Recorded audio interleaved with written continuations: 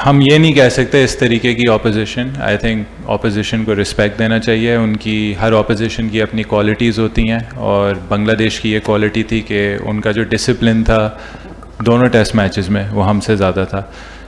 हमें अपने आप को देखना होगा हमने क्या गलतियां की, और हमने काफ़ी गलतियां की हैं इस सीरीज़ में।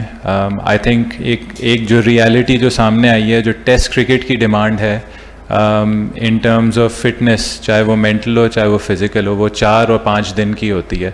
और आई थिंक हमने काफ़ी बार इस सीरीज़ में दिखाया है कि वो एक चीज़ है जिस पे हमें काम करना होगा, इस पे कोई फैक्ट नहीं है। वो कैसे करेंगे?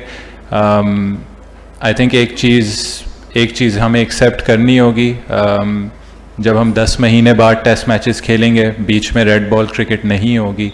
आई थिंक उन चीज़ों पे हमें काम करना होगा पर्सनली, इंडिविजुअली, जो भी लड़कों की फ़िटनेस है। क्योंकि देखें 5 दिन में हमने पहले मैच में 4 फास्ट बॉलर्स इसलिए खिलाए थे क्योंकि हम समझते थे कि 3 पे लोड काफ़ी होगा, और जब हमने वो चीज़ 3 पर की दूसरे टेस्ट मैचेस में, तो दोनों इनिंग्स में अनफॉर्चुनेटली एक फास्ट बॉलर हमारे पास नहीं रहा।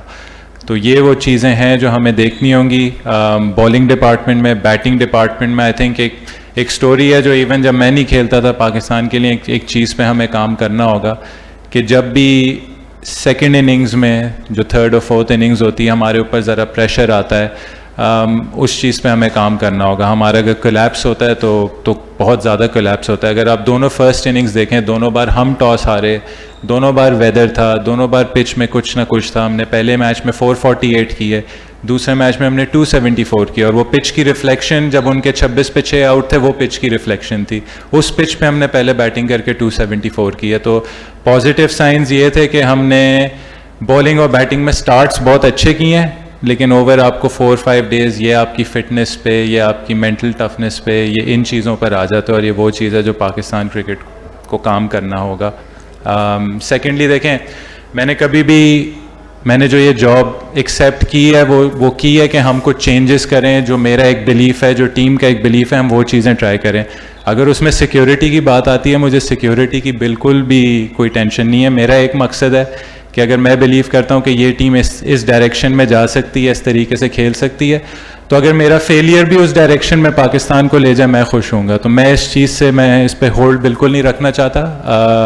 जब जितना भी मुझे टाइम मिलेगा, मैं शुक्र अदा करके वो टाइम करूँगा और पूरी अपनी एफर्ट दूंगा जितनी दे सकता हूँ।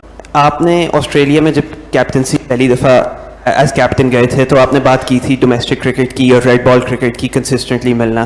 तो इट्स ट्रू कि पाकिस्तान को पिछले 6-7 महीने में नहीं मिली, लेकिन एक एक्सपेक्टेशन थी कि पाकिस्तान की शायद बेसलाइन एक लेवल ऑफ क्वालिटी है कि at home it would be good enough against Bangladesh ने भी पिछले 6-7 महीने रेड बॉल क्रिकेट नहीं खेली। तो ऑस्ट्रेलिया में जब काफ़ी इंकरेजिंग साइंस थे, इवन दो मैच नहीं जीते लेकिन इंकरेजिंग साइंस थे, तो आप ये थोड़े से सरप्राइज हुए कि वो काफ़ी, वो जो गुड प्रोग्रेस एक लिहाज से थी, वो कुछ हद तक बैकस्लाइड कर गई है। And how do you give confidence to your players, to your team and even to the management कि आगे जो इंग्लैंड और साउथ अफ्रीका के खिलाफ टेस्ट आ रहे हैं, उसमें जो टेस्ट आ रहे हैं उसमें पाकिस्तान कैन बी कंपेटिटिव?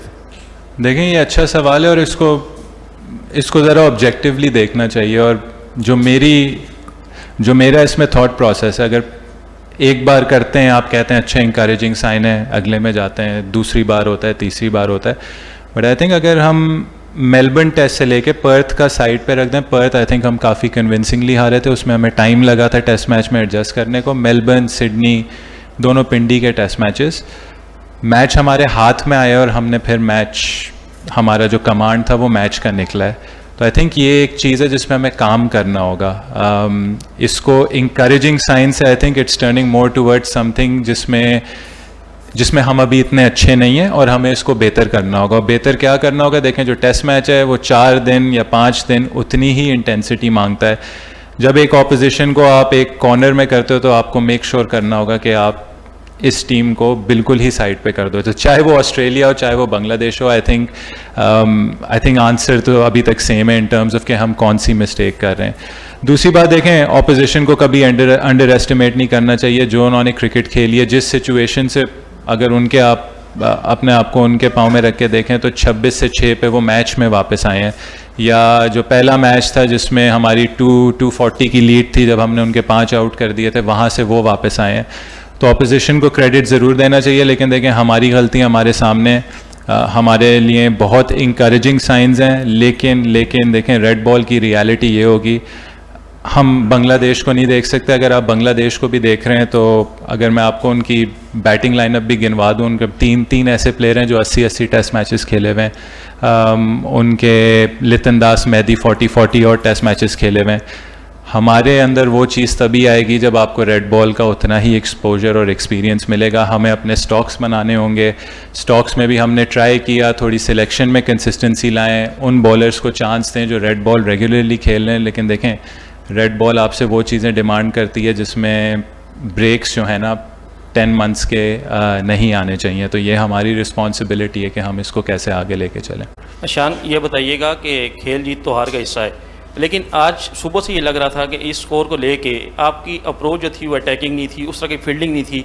इसी पिच पे, इसी ग्राउंड पे जब इंग्लैंड ने पाकिस्तान के खिलाफ, आपके खिलाफ जब खेल रहा था, तो उनकी एक बड़ी अटैकिंग अप्रोच थी। तो हमें वो कहीं नज़र नहीं आई कि आप उनके ऊपर अटैक करेंगे, स्कोर को भी रोकें, और दूसरा टीम की यूनिटी भी, जिस तरह एक एग्रेसिवनेस होनी चाहिए मैच जीतने के लिए, वो नज़र नहीं आई। इस पर क्या कहेंगे? Thank you sir. थोड़ा इसे डिसएग्री करूंगा थोड़ा। आई थिंक आज का दिन ऐसा था, अगर आप देखें तो आज वो बॉलिंग एफर्ट था जो हमने ट्राई की, हमने कोशिश की। एक बॉलर हमारे पास अनफॉर्चुनेटली खुरम अवेलेबल नहीं था। और आई थिंक अगर आप हमारी फील्ड्स देखें, मुझे अभी तक याद है मोमिनुल पे हमने 2 कैचेस ऑफ साइड पे लिए हुए थे, 2 कैचेस लेग साइड पे लिए हुए थे। हमने काफ़ी चीज़ें आज ट्राई की हैं।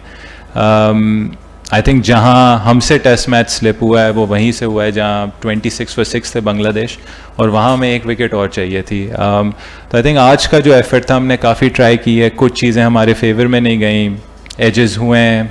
आप हर जगह फील्डर नहीं रख सकते, कोशिश यही होती है कि जितना मैक्सिमाइज़ कर सको। हमने काफ़ी अनऑर्थोडॉक्स पोजीशंस में भी हमने फील्डर्स रखने की कोशिश की है। मीर हमज़ा और मोहम्मद अली ने 15 ओवर किए हैं, बिल्कुल रेस्ट नहीं किया है। तीसरे फास्ट बॉलर का लोड कवर किया है। अबरार ने एक एंड से बॉल की है। तो आई थिंक आज वो चीज़ थी जिसमें रन्स हम कह सकते हैं थोड़े शॉर्ट थे, या हम ऐसा भी कह सकते हैं कि ये इंटेंसिटी इवन कल शाम आनी चाहिए थी कि जो हमने 42 रन्स दिए हैं 7 ओवर में। आई थिंक इंटरनेशनल क्रिकेट में हमें इस चीज़ पे काम करना होगा कि इवन देखें अप एंड डाउन होता है। आई थिंक ये मैंने एक चीज़ नोट की, अप एंड डाउन होता रहेगा। जज्बात से नहीं चलना, क्रिकेट का प्रोसेस आपने मेंटेन रखना। क्रिकेट का प्रोसेस डिमांड यही करता है कि जब न्यू बॉल होती है तो आपने उसको अच्छी जगह पे करना है। जो कल हमने आई थिंक 42 रन्स खाए थे, वो एक चीज़ थी जो एज अ साइड अनएक्सेप्टेबल है। ये बताइए कि आपने रेड बॉल की जो बात की, क्या आपकी नाकामी में रेड बॉल का इस्तेमाल, मतलब टेस्ट क्रिकेट कम से कम होना आपकी नाकामी की वजूहात हैं? हिस्सा ये अव्वल है। दूसरा हिस्सा ये है, आपकी टीम सिलेक्शन में कितनी चलती है? और आखिर में ये बताइए, क्या आप कौम से माफ़ी मांगेंगे तीव्रता शिकस्त पे, या आपके पास दूसरी चॉइस इस्तीफ़ा भी है? सर आपने 2 सवाल कहे थे, आपने 3 पूछ लिया, मैं भूल गया हूँ। पहला क्या था?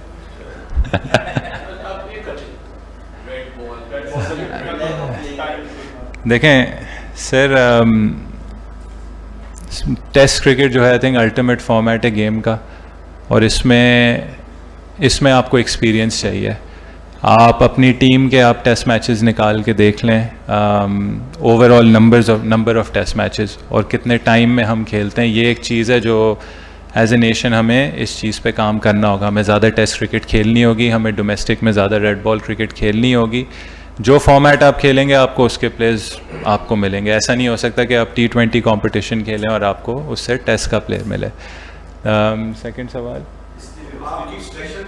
हाँ, सिलेक्शन में सर वेरी ग्रेटफुल जो सिलेक्टर्स के साथ जब पूरी स्क्वाड सिलेक्ट हुई है, जब टीम मैनेजमेंट होती है, जब प्लेइंग 11 की बात होती है, तो आई थिंक हम लोग एक उसको एक डेमोक्रेटिक उससे देखते हैं। हम सारी चीज़ें हम उसको कंसिडर करते हैं। जैसे आपने पहले टेस्ट में देखा, हम काफ़ी क्लियर थे कि हमने कौन सी प्लेइंग 11 खिलानी थी।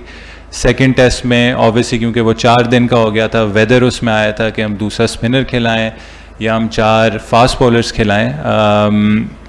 हमने उसमें टाइम लिया, हमने बिल्कुल आखिरी वक्त वो डिसीजन लिया। तो सिलेक्शन में भी से बिल्कुल है, फ्लेक्सिबिलिटी भी है, और देखें हम कोशिश ये करते हैं कि बेस्ट पॉसिबल डिसीजन लें, और कभी कभार वो चीज़ गलत होगी, इंसान है at the end of the day. और जहाँ तक आपने बोली, मैंने पिछले टेस्ट में भी कहा था, जो भी हार होगी, जो भी शिकस्त होगी, उसकी रिस्पॉन्सिबिलिटी लूँगा।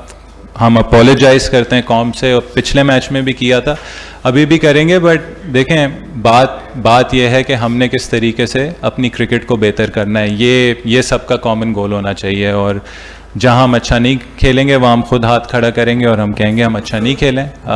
बट आई थिंक इस वक्त मेन फोकस ये है कि हम इस चीज़ को कैसे बेहतर करें।